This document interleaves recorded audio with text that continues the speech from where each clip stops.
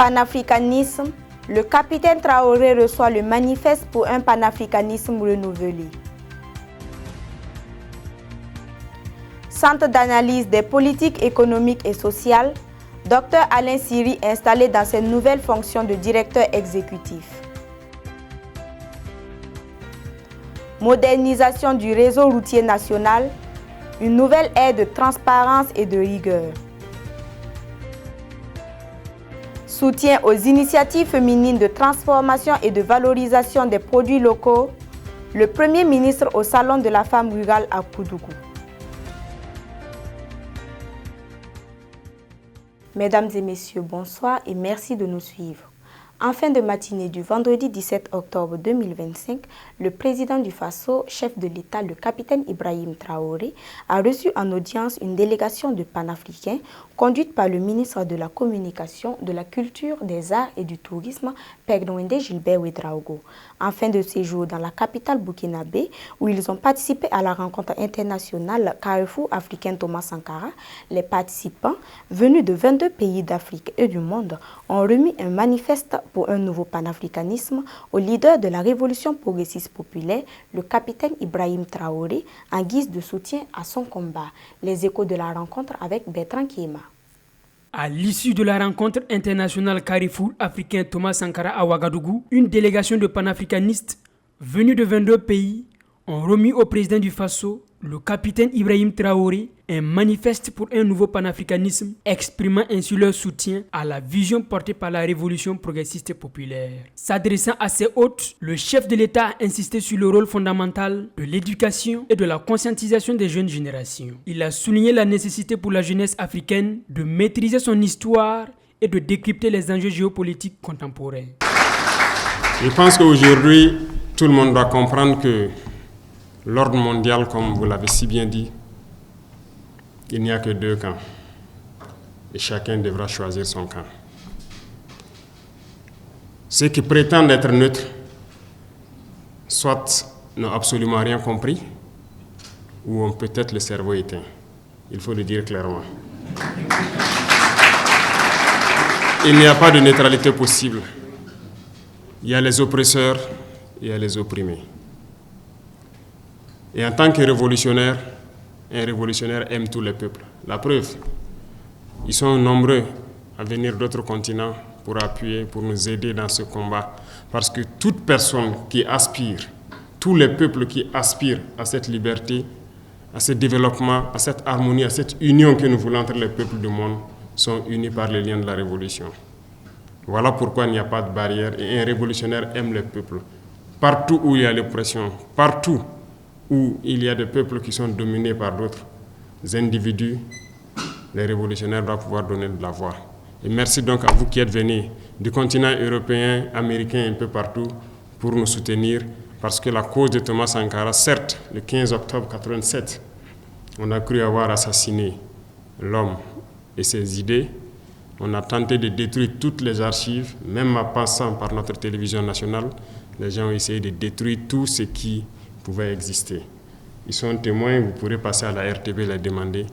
Toutes les boîtes d'archives ont été vidées, essayer d'effacer totalement les faits de Thomas Sankara. Dieu merci, certains ont pu conserver beaucoup de choses de lui. Aujourd'hui, plus que jamais, on se rend compte que l'homme, oui, la chair s'en est allée, mais l'esprit demeure sur le monde. Et le combat continue.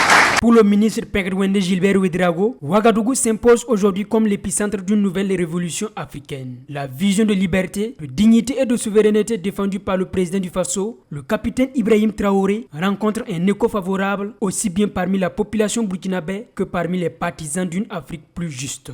Nos illustres hôtes séjournent dans notre pays depuis bientôt une semaine. Ils sont venus communier avec nous dans le cadre des activités de la 38e commémoration de l'assassinat odieux et ignoble du capitaine Thomas Sankara. Ils sont mus par une conviction qui est que l'héritage du président Thomas Sankara reste aujourd'hui plus que jamais une boussole pour la jeunesse africaine et mondiale. Et pour justement perpétuer et actualiser les idéaux du héros de la nation, sous votre leadership, mon département, en collaboration avec le Comité international Mémorial Thomas Sankara a initié ces universités d'été que nous avons appelées Rencontre internationale Carrefour africain Thomas Sankara. En marge donc de ces rencontres, il y a également eu le Festival international panafricain, FIPAN, et l'ensemble des participants sont venus, ils ont eu des riches échanges et ils ont établi des ponts entre la révolution démocratique et populaire et bien entendu la révolution progressiste populaire que vous conduisez avec courage, créativité et dignité. La remise du manifeste pour un nouveau panafricanisme au président du Faso a été confiée au député sénégalais Guy Marius Sagna. Ce texte s'inscrit dans la filiation directe des penseurs et acteurs majeurs des libérations africaines dont Sankara, Nkrumah et Lumumba constituent les figures emblématiques. Au terme de cette semaine de réflexion, de discussion, d'échange, de formation, d'armement et de réarmement politique et idéologique, un manifeste a été élaboré. Donc c'est le résumé de ce manifeste que je vais vous présenter pour ne pas trop abuser de votre temps, que nous savons très précieux. Et nous sommes heureux et satisfaits de comment vous gérez ce temps à servir exclusivement le peuple du Faso, les peuples de l'AES, les peuples tout simplement de l'Afrique. Résumé du manifeste de la jeunesse africaine pour un nouveau panafricanisme. Préambule, l'appel d'une génération. Les révolutions, en tant qu'individus, peuvent être, les révolutionnaires plutôt, en tant qu'individus peuvent être assassinés, mais pas leurs idées. Je viens de citer le camarade président Thomas Sankara. Nous, jeunesse d'Afrique, héritiers des rêves et des luttes de nos prédécesseurs, nous nous levons pour affirmer notre engagement envers un nouveau panafricanisme. Dans l'esprit de Thomas Sankara, Kwame Nkrumah, Jomo Kenyatta, Patrice Lumumba et d'innombrables révolutionnaires anonymes, nous déclarons que le moment est venu pour un réveil radical de la conscience africaine, de l'unité et de l'action. La remise de ce manifeste et les engagements qui l'ont accompagné confirment Ouagadougou dans son rôle de capitale émergente des causes souverainistes africaines. Le ministre directeur de cabinet du président du Faso, le capitaine Anderson Meda, a procédé le vendredi 17 octobre 2025 à l'installation du nouveau directeur exécutif du Centre d'analyse des politiques économiques et sociales. Le capitaine Anderson a loué les mérites du directeur exécutif sortant, Dr Victor Sanou, pour les défis relevés au sein du CAPES. Il a également rappelé au nouveau directeur exécutif, Dr Alain Siri, que le CAPES demeure aujourd'hui plus stratégique qu'il n'a été auparavant. Le point avec Inès Ibango. Vous avez été nommé directeur exécutif du Centre d'analyse des politiques économiques et sociales par le décret numéro 2025-1085 PF du 21 août 2025. Au nom de son Excellence, Monsieur le Président du Faso, chef de l'État, je vous déclare officiellement installé dans vos fonctions ce jour, 17 octobre 2025, avec toutes mes félicitations et mes vœux de plein succès.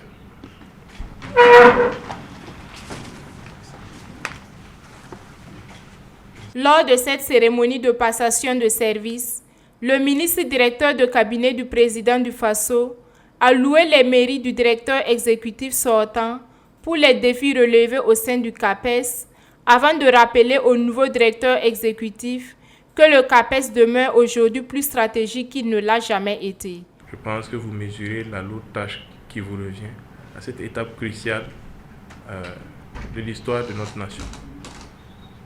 Je considère que pour certaines interactions aussi que nous avons déjà eues et pour certains dossiers que vous avez traités, je pense que vous savez ce que nous voulons tous du CAPES. Il appartiendra donc de faire corps avec votre équipe et de produire le maximum d'analyses, d'être ce laboratoire d'idées qui permettra de tracer des bons signaux en ce qui concerne les analyses économiques et sociales. Le nouveau directeur exécutif du CAPES dit s'inscrire dans la continuité de ses dévanciers avec la ferme volonté de consolider l'héritage. Pour cela, Ma vision s'articulera autour des axes suivants. Renforcer la crédibilité scientifique et technique du centre en consolidant la qualité de ses études et publications. Ouvrir davantage le CAPES à la société en favorisant le dialogue avec les institutions, les universités, les partenaires de recherche, mais aussi avec la société civile et le secteur privé. Faire du CAPES un laboratoire d'idées capable d'anticiper les mutations, de proposer des solutions innovantes et de contribuer à la construction d'un consensus national autour des grandes orientations du développement. Le ministre directeur de cabinet du président du FASO, par ailleurs président du conseil d'orientation du CAPES, a exhorté l'ensemble des collaborateurs à faire preuve de solidarité et de cohésion afin de relever ensemble les défis fixés par le président du FASO, le capitaine Ibrahim Traoré, pour un CAPES toujours plus fort et au service du développement national. Vers une modernisation et une meilleure gouvernance du réseau routier national, le Premier ministre Rimtalba Jean-Emmanuel Ouédraogo a présidé le samedi 18 octobre 2025 à Tintilou la cérémonie officielle d'inauguration conjointe de la route nationale numéro 14 qui relie Sankoinse à Koudougou et de nouveaux postes de péage modernes de Boutenga, Tintilou et Côté-Dougou. Plus qu'un acte administratif, cet événement marque un tournant dans la réalisation et la gouvernance des infrastructures au Burkina Faso. Plus de détails avec Bertrand Kiema. Dans une ambiance de célébration, la région du Nando a été le théâtre d'un message politique fort, celui d'un gouvernement déterminé à ériger la rigueur et la qualité en principes fondamentaux de la gestion des infrastructures. La RN14, longue de 42 km et financée à hauteur de 9,14 milliards de francs CFA par l'État burkinabé et la BEAD, est l'illustration concrète de cette volonté. Le résultat est aujourd'hui visible. Une route solide, durable et digne des attentes des populations. Le cortège officiel s'est ensuite rendu à Tintilou sur la route nationale numéro 1 pour découvrir l'un des 3 nouveaux postes de péage high-tech du pays. Implantés sur des terrains de 12 à 13 hectares, les sites de Bourtenga, Tintilou et Côté-Dougou sont équipés de 9 à 13 voies de circulation, incluant une voie de secours. Entièrement financés sur fonds propres de l'État burkinabé pour un montant de 17,425 milliards de francs CFA, ces ouvrages sont dotés de systèmes de gestion dernier cri. Le Premier ministre a tenu un discours sans ambiguïté sur la portée de ces réalisations, les présentant comme un bien public exigeant une responsabilité partagée.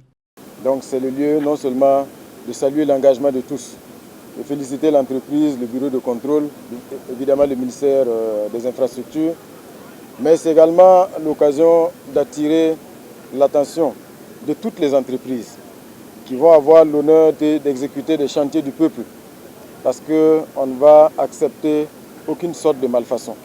Donc il faut se mettre au sérieux, conduire les chantiers dans les règles de l'art. Un marché mal exécuté, il n'est pas question de réparation, il faut reprendre. Parce que comme vous le savez, c'est le fruit du labeur du peuple. Ici, vous voyez, c'est la route, son financement est assuré par l'État et la Banque Ouest Africaine de Développement. Mais la Banque Ouest Africaine de Développement, c'est les prêts. Quand on emprunte de l'argent pour réaliser des infrastructures stratégiques, eh bien, il faut mettre le plus grand sérieux dans la réalisation de ces infrastructures-là. Parce que c'est de l'argent que le peuple burkinabé va rembourser.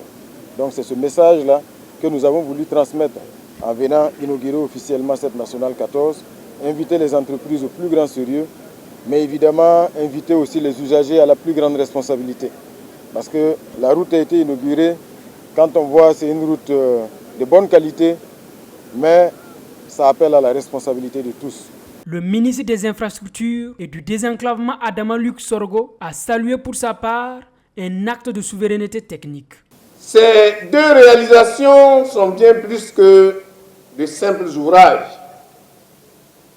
Elles sont le symbole vivant d'un Burkina Faso qui se construit lui-même, un pays qui avance vers la modernisation, la transparence et l'efficacité dans la fidélité à l'idéal de souveraineté et de justice sociale.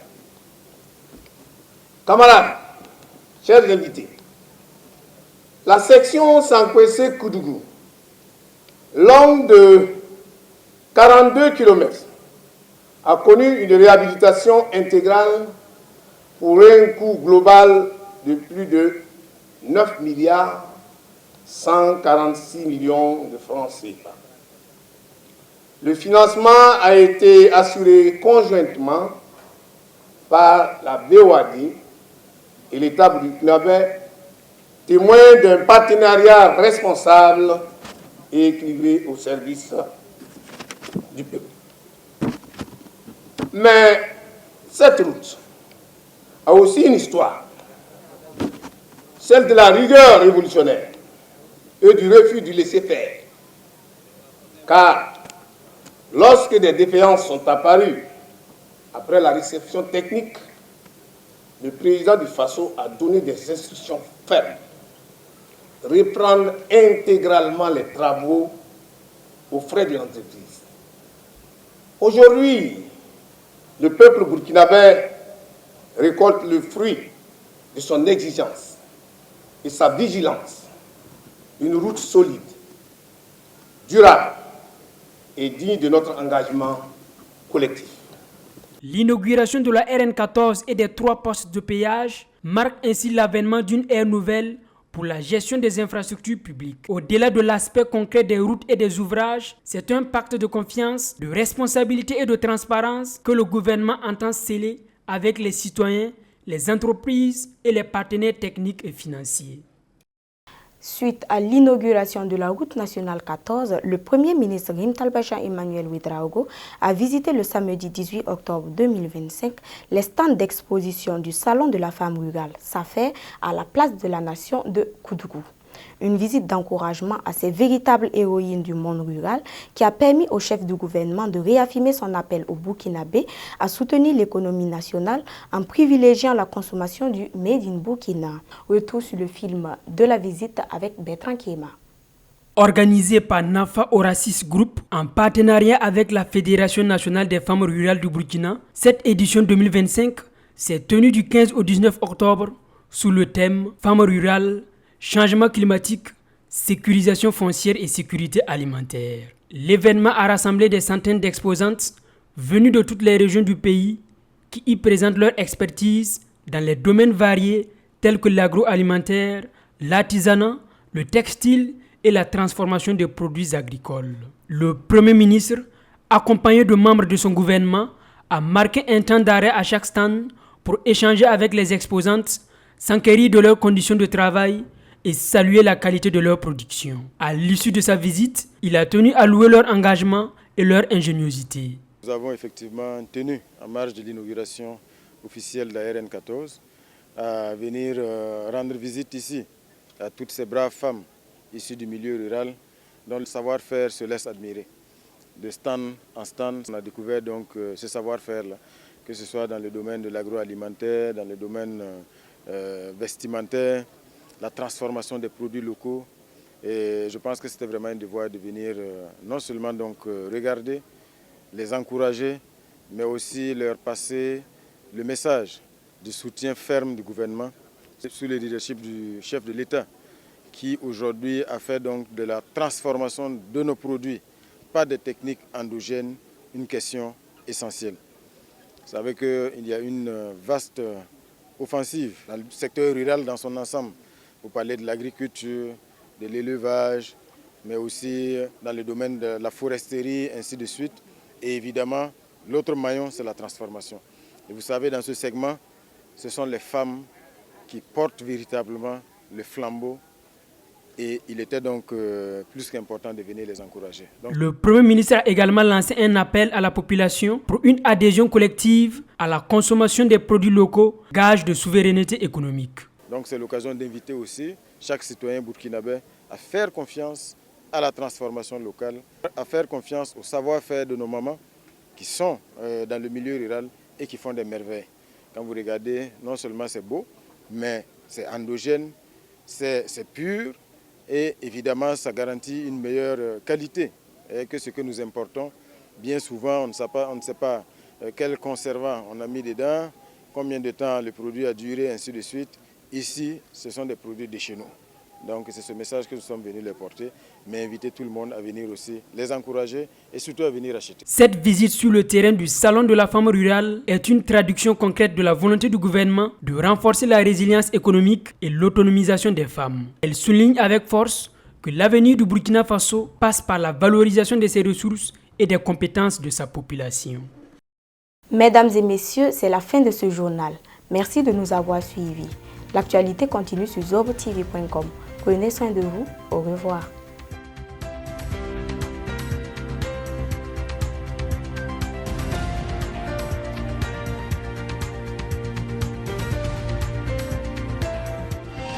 Zobre Web TV, la Web TV au-delà de vos attentes.